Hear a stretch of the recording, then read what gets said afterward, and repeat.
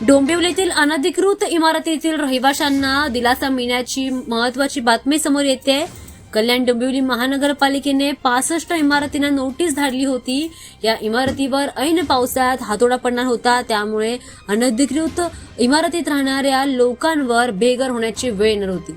पालिकेच्या नोटीसमुळे नागरिकांचं टेन्शन वाढलं होतं. मात्र हायकोर्टात इमारतीतील 65 नागरिकांना आता मोठा दिलासा मिळालाय.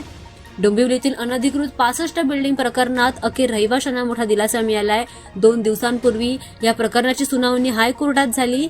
या 65 बिल्डिंग मधील रहिवाशांची देखील या प्रकरणात पक्षकार करा ही मागणी न्यायालयाने आता मान्य केली आहे. त्यामुळे हा मोठा रहिवाशांसाठी दिलासादायक निर्णय मानला जातोय. रहिवाशांचं म्हणणं आहे की फसवणूक झाली असून सुद्धा इतके दिवस त्यांना या प्रकरणात पक्षकार बनवलं जात नव्हतं. मात्र हायकोर्टाने त्यांच्या मागणीवर शिक्कामोर्तब केलाय.